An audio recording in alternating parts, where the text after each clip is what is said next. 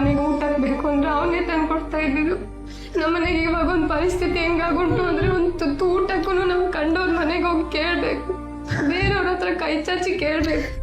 ಆ ಕೇಳೋ ಪರಿಸ್ಥಿತಿಗೆ ಬಂದು ನಿಂತಿದ್ದೀವಿ. ನನ್ನ ತಂದೆ ಕೂಡ ಆಕ್ಸಿಡೆಂಟ್ ಆಗಿ ತೀರ್ಕೊಂಡಿದ್ದಾರೆ. ನನ್ನ ತಂದೆ ತೀರೋಗಿ 3 ವರ್ಷ ಆಯ್ತು. ನನ್ನ ತಾಯಿನೆಲ್ಲ ನನ್ನ ಅಣ್ಣನೇ ನಮ್ಮನ್ನು ನೋಡ್ಕೊತಿದ್ದಿದ್ದು, ನನ್ನನ್ನು ಓದಿಸ್ತಾ ಇದ್ದ, ನನ್ನ ಅಮ್ಮನ ಕ್ಯಾನ್ಸರ್ಗೆ ಟ್ರೀಟ್ಮೆಂಟ್ ಕೊಡಿಸ್ತಿದ್ದ. ನಮಗೆ ಅಂತ ಕಷ್ಟಪಟ್ಟು ನಮ್ಮಮ್ಮ ಸಾಕ್ತಾರೆ. ಈಗ ಅಮ್ಮಂಗೆ ಟ್ರೀಟ್ಮೆಂಟ್ ಕೊಡ್ಸೋಕ್ಕೂ ನಮ್ಮ ಕೈಲಾಗಲ್ಲ, ಯಾಕೆಂದ್ರೆ ನಮ್ಮ ಅಣ್ಣನೂ ಹಾಸ್ಪಿಟ್ಲಲ್ಲೇ ಇದ್ದೀನಿ. ಅಣ್ಣ ಹಾಸ್ಪಿಟ್ಲಲ್ಲಿ ಇರೋದ್ರಿಂದ ಅಮ್ಮಂಗೆ ಟ್ರೀಟ್ಮೆಂಟ್ ಏನು ಮಾಡ್ಸೋಕ್ಕಾಗೋದಿಲ್ಲ. ದಯವಿಟ್ಟು ಎಲ್ಲರನ್ನೂ ಕೇಳ್ಕೊಡೋದೇನು ಅಂದರೆ ನನ್ನ ಅಣ್ಣನ ಮನೆಗೆ ಕಳಿಸ್ಕೊಡಿ. ನಮ್ಮ ಅಣ್ಣನ ನನ್ನ ಮನೆಗೆ ಕಳ್ಸಿದ್ರೆ ನಮ್ಮ ಅಮ್ಮಂಗೂ ಟ್ರೀಟ್ಮೆಂಟ್ ಮಾಡೋಕ್ಕೆ ನಮ್ಗೆ ಸಹಾಯ ಆಗುತ್ತೆ. ನಾನು ಓದನ್ನು ಮುಂದುವರಿಸ್ಬೇಕು, ಅದಕ್ಕಾಗಿ ನನ್ನ ಅಣ್ಣನ ಮನೆಗೆ ಕಳಿಸ್ಕೊಡಿ. ದಯವಿಟ್ಟು ಎಲ್ಲ ಸಹಾಯ ಮಾಡಿಕೊಡಿ ಅಂತ ಕೇಳ್ಕೊತೀನಿ.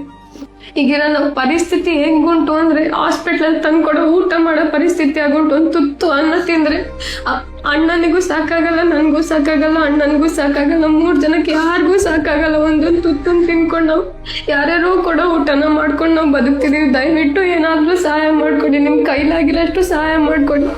ದಯವಿಟ್ಟು ಅಣ್ಣ, ಅಕ್ಕ, ತಂಗಿರು ಯಾರ್ಯಾರು ಈ ವಿಡಿಯೋ ನೋಡ್ತಿರೋ ಆದಷ್ಟು ಬೇಗ ನಮ್ಮನ್ನ ಮನೆಗೆ ಕಳ್ಸ್ಕೊಡಿ. ನಾವು ಹೆಂಗಾದ್ರೂ ಕೂಲಿ ಮಾಡ್ಕೊಂಡು ಅನ್ನ ತಿಂತೀವಿ. ನಿಮ್ಮ ದಯದಿಂದ ನಾವು ಮನೆಗೆ ಹೋಗ್ತೀವಿ. ಎಲ್ಲರೂ ಅಣ್ಣಂದಿರ ತಂದಿರ